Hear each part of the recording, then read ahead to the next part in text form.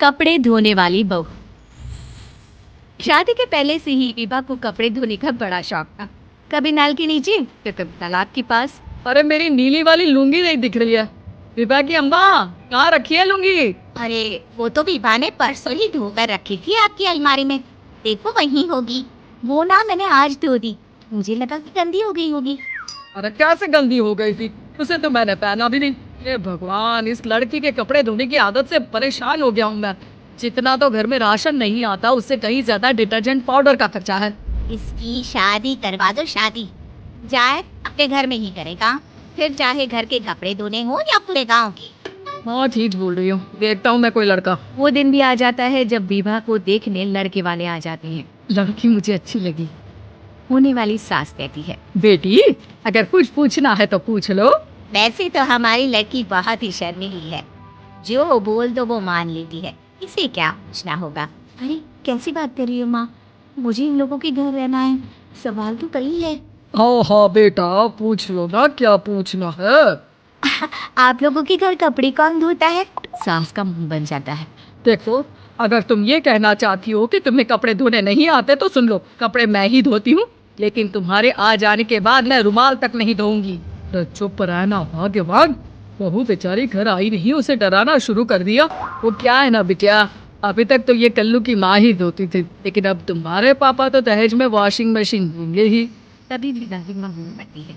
सवाल भी पूछा तो क्या? वैसे भाई साहब, मशीन की तो फिर भी कपड़े धोने की कैपेसिटी, मतलब जो बिटिया दे रहे हैं ना विभा, कि कपड़े धोने का बहुत शौक है। ये आप लोगों की क्या आस पड़ोस गांव मोहल्ले सबके कपड़े धो दे और उफ तक ना करे।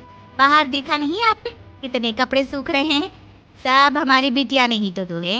बस भी करो ना माँ, शर्म आ रही, इतनी तारीफ सुन गए। और तो और एक दाग निकाल कर दिखाओ तो मान जाओ। हाँ अच्छा अच्छा, माफ करना बेटा, मैंने गलत समझा। हमें तो रिश्ता बहुत पसंद है। और ऐसे जुड़ जाता है रिश्ता कपड़े धोने का शौक रखने वाली प्रीता का। उसकी शादी हो जाती है कोयला फैक्ट्री में काम करने वाले कल्लू के साथ। शादी के बाद अचानक विभा चिल्लाती हुई सास के पास आती है। सासू माँ, अरे सासू माँ कहाँ है आप? ये तो धोखा है, धोखा दिया आप लोगों ने मुझे। इस ससुर के चक्कर के बारे में पता चल गया।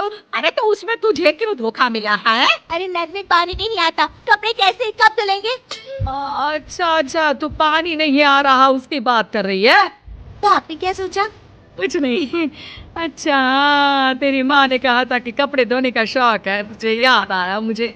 शौक शौक बोलकर कपड़े धोने वाले मेरे जुनून को कम ना आके सासू माँ, कपड़ा धोना मेरा गुरूर है।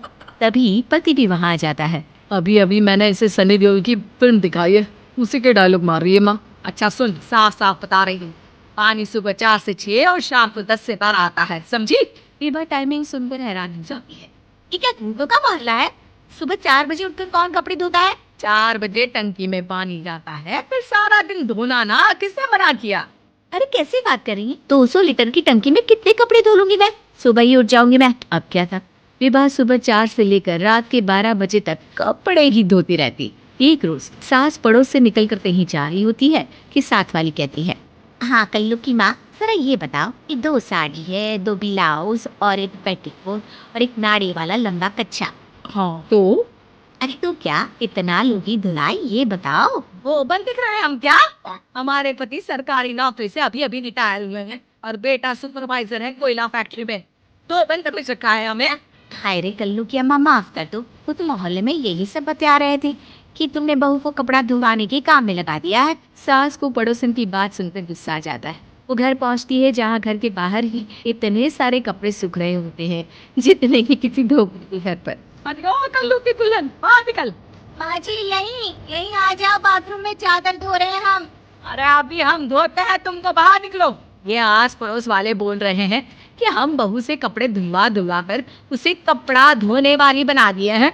अरे छोड़ो ना माँ जी, इन लोगों की बातों में आती हो। आस पास के लोगों का तो काम ही होता है कि वो किसी तरह सास बहू को लड़ा दे। बहू सारे घर के कपड़े धोती है, ये क्या कम है? बोलिए। सास को भी लग जाता है कि वो बहू का ये संकीपन नहीं छुड़वा सकती, इससे अच्छा है कि खुद ही चुप हो जाए। एक रोज सास और बहू मंदिर जाते हैं, जहाँ सास की साड़ी वहाँ खड़ी भीख मांगने वाली से मिलती है। माँ जी क्या बात है, आपकी साड़ी उस भिखारन से कितनी मिल रही है ना? हाँ हाँ, देखो तो दोनों की साड़ी मिल रही है। क्या बात है कल्लू की अम्मा, तुम खुद को तो अफसर की बीवी बताती हो और ऐसी सिंपल सी प्लेन साड़ी पहनकर घूमती हो। सिंपल और प्लेन नहीं है ये साड़ी। तो क्या सोने के धागे से फूल बने हैं? कुछ भी सासू माँ, कुछ भी। हाँ, बने थे इस साड़ी में सोने के धागे से फूल। मेरे पति लेकर आए थे मद्रास से स्पेशली मेरे लिए 10,000 की। ताहे भाई साहब इस भिखारन के लिए भी सेम टू सेम साड़ी लेकर आए होंगे 10,000 की।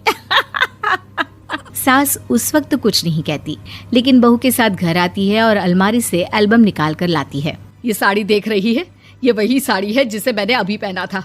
इस साड़ी में ये जो चमकदार फूल दिख रहे हैं ना, ये सोने के धागों से काढ़े गए हैं। लेकिन तू लोकल वॉशिंग मशीन ब्रश से घिस घिस कर सारे फूलों को निकाल कर साड़ी प्लेन कर दी। मुझे माफ कर दीजिए सासू माँ। और तो और, जब मैंने तुझे तेरी गलती के लिए कुछ नहीं कहा, लेकिन तूने तो सबके सामने मेरा मजाक ही बना दिया। क्यों? बहू को समझ में आ जाता है कि अब से उसका कपड़े धोना बंद।